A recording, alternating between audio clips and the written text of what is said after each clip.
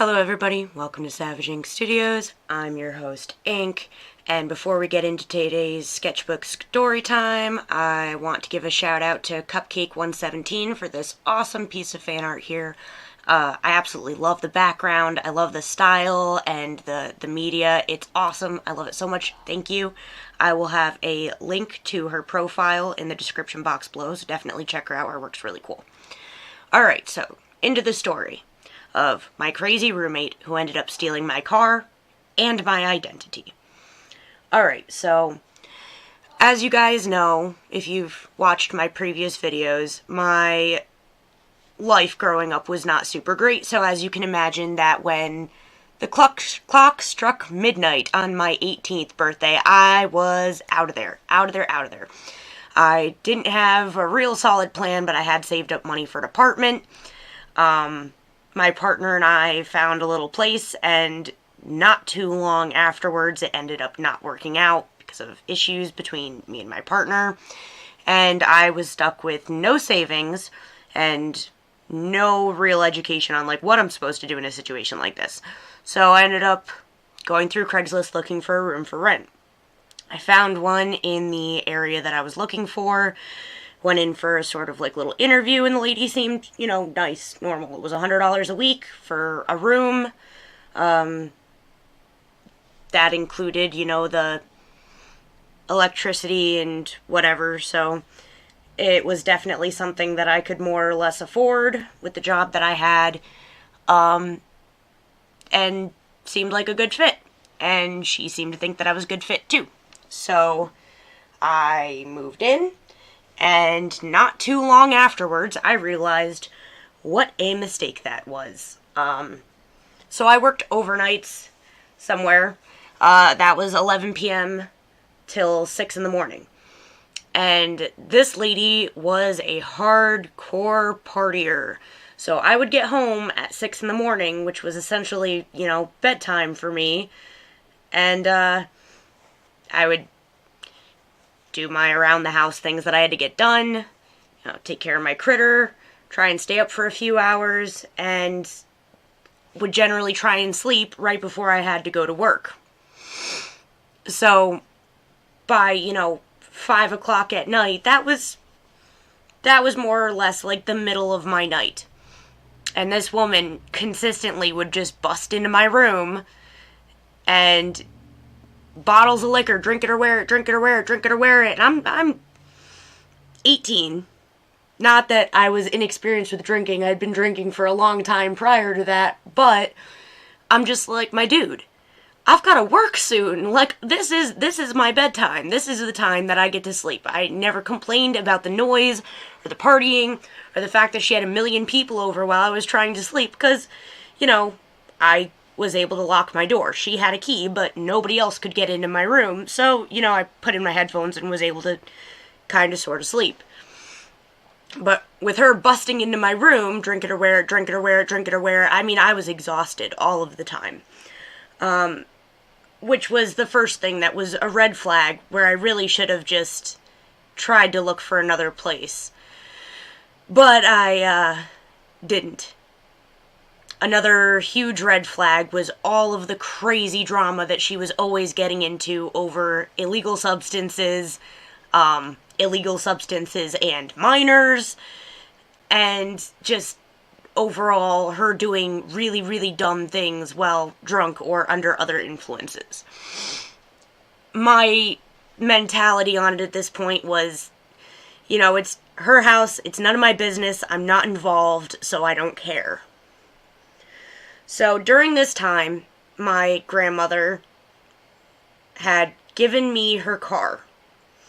It was a white Jeep, and while I did not have a license, I adored it. It was just nice to have something, close to my heart that was close to her. She lived pretty far away. I didn't get to see her very often, and it meant a lot to me, and, made me, even though it was a hunk of junk, it made me inspired to, maybe try and get my license and do better with my life. I kept the title for the car, which she had signed over to me, and also my social security card in my bedside night table thing. which I thought nothing of because I was 18 and so stupid. So stupid. And, one of these nights, it was my night off, and this lady's screaming and drunk and talking about beating some chick up for something or another. And she's like, oh, I'm gonna go drive over to this person, what. Now, she had been borrowing my car to get places between whether my car was working or whether her car was working. Would frequently just take my car out. I couldn't drive it, so I didn't really care as long as she wasn't drunk or otherwise intoxicated. And her car was apparently not working again, and she came in and asked me for my keys. And I told her, like, dude, no, you're obviously, like, kind of messed up. You shouldn't be driving right now.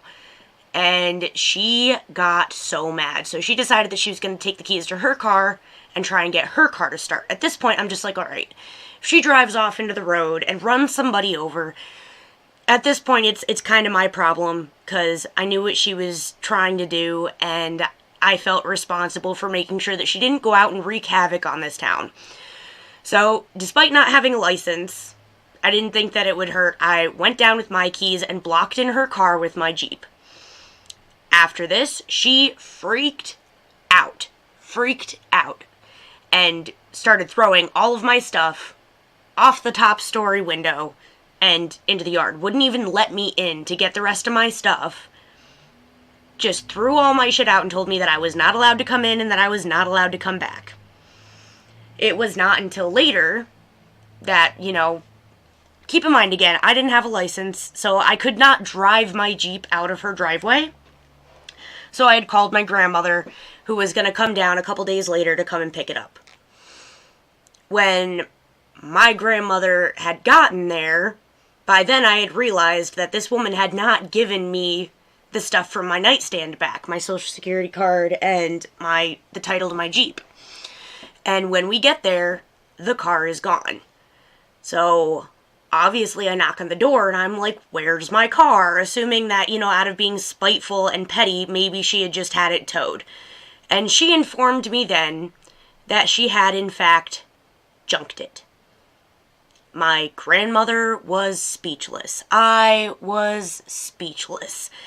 And we freaked out, obviously, because it wasn't her car. Like, how could she have even done that? Apparently, she must have, forged her signature on the title, or maybe just went to someone super shady who didn't ask for paperwork or something. But regardless, my car was gone, and we went to the police, who said that unfortunately there was nothing that they could do about it. I was young, it was a long time ago, I do not remember all of the legal mumbo-jumbo that was discussed. I just know that me and my grandmother sat there for a very long time, very upset, trying to see what could be done about the fact that this woman had junked a car that was not her own. And the end result was the police saying that there was nothing that they could do. And we were SOL. So that obviously was a huge blow, and this was actually the time in which I ended up homeless.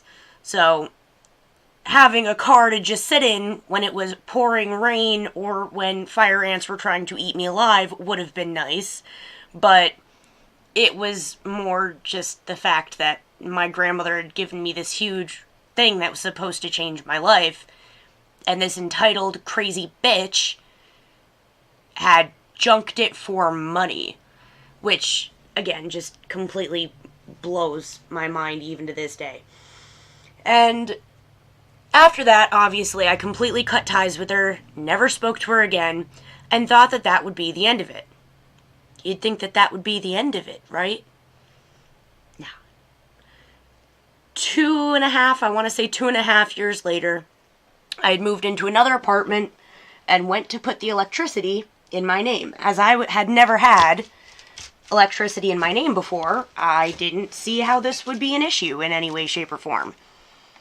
Until National Grid tells me that I owe them north of $1,000. I explained to them that I've never had National Grid in my name and that that isn't possible. And they give me an address and tell me I have this much unpaid whatever from this address.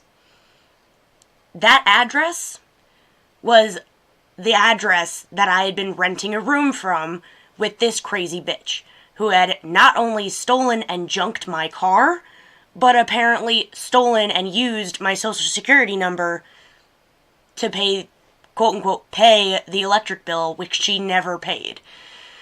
I spent years on my partner at the time ended up putting the electricity in their name, and I spent years on and off. I obviously not consecutively, but I spent a very, very long time on the phone with everybody that I got transferred to or told call this person, no call this person, no call this person, no call this person. Years of this crap trying to get this situation cleared. I even called someone who said that, oh, well, through this whatever, you can freeze your social security number so that it can't be used anymore, which I don't think ended up working. And the issue was essentially never resolved. I could never afford a lawyer. The police had already made it pretty clear that they weren't willing to do anything on any of these situations.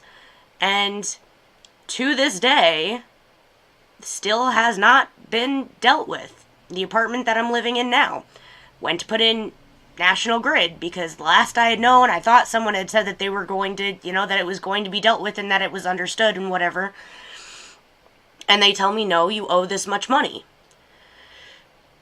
So I explained the situation to them again and told them at this point, I'm like, look, I already know that there's nothing I can do about this. My identity has been stolen, and I've spent such a long time trying to find a solution that I no longer believe that there even is a solution.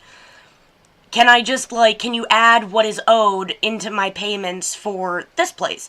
And they're like, yeah, here's the deal. You put half of it down, and then the rest of it will just be added in increments to your monthly charge. I said, fine. I don't even care if I end up paying this thing off on my own. I just want it to be over. So I pay half, and then guess what National Grid does? They then tell me, just kidding, you have to pay off the whole thing. So they told me that if I paid off half, they'd be willing to work with me for a payment plan, basically, for the other half. I pay the half down, and then they basically tell me to go fuck myself. So, the place that I'm living now, my landlords are actually the ones with the National Grid in their name, and I just pay it with my rent every month.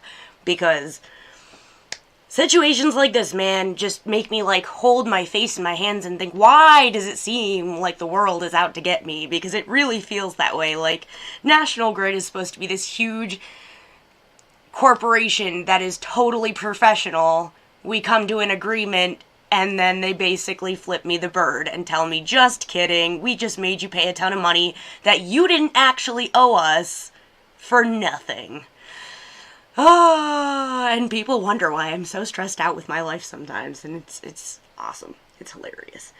So yeah, that is the story of my crazy psychotic roommate who stole my car and my identity. I hope you enjoyed my story. I hope you enjoyed my sketch. Please definitely check out Cupcake 117. Her work is really cool. Of course, like, comment, subscribe, all that jazz. And I will see you guys in the next one.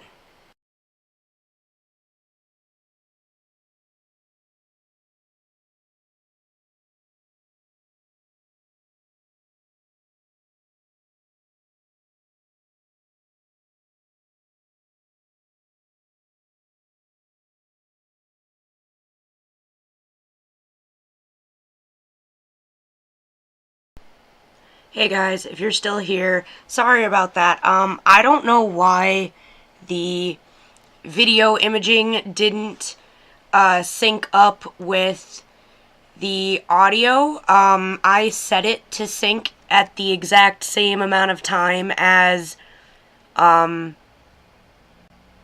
audio was, so I don't know if my video equipment is just glitching out and not going as fast as it's supposed to, or what's going on. And obviously the piece is not finished yet, and I would like you guys to be able to see that and also hear something. So I tried turning on the audio and live talking now during the rest of the video, I guess. Which is fine, because I actually wanted to apologize to you guys for all of my, like, stuttering and mispronunciation of words today. I've been under a lot of stress lately, and it's definitely affecting my sleep and my speech, and luckily not affecting my artwork too terribly, just that I've got to sit for a little bit longer and try and move stuff around on the page for a little while longer than usual to just try and get an idea out, because drawing is not actually, like, a coping skill for me. It's not something that, like, helps me when I'm stressed out. It's just something that's harder to do when I'm stressed out. So, yeah, it's not super helpful in that way. I'm gonna try and think of something to talk about for you guys just while this piece finishes up. I'm really sorry that it didn't even out and that this is gonna turn out to be a really long video, because for some reason I'm looking at it now, too. My recording for this was definitely set to sync up with that, and I don't know why it didn't. It's saying that it's still on like, an earlier time, but I know that I had the audio recorded for that pre-time, so it's, let's do the time warp again, right? Sorry. This is what you get with the raw and awkward, unscripted me. I just bust down into song on almost sort of related topics, and thank my dad for that. I definitely got that from him, and after he passed away, all of these weird things that he used to do that drove me absolutely nuts just started happening in my life, and I'm like, what's going on? Alright, I think it's pretty much finished here, so I will stop rambling at you guys. I'm really sorry about the video this time, and thank you guys for being patient with me. You're the best. See you next time.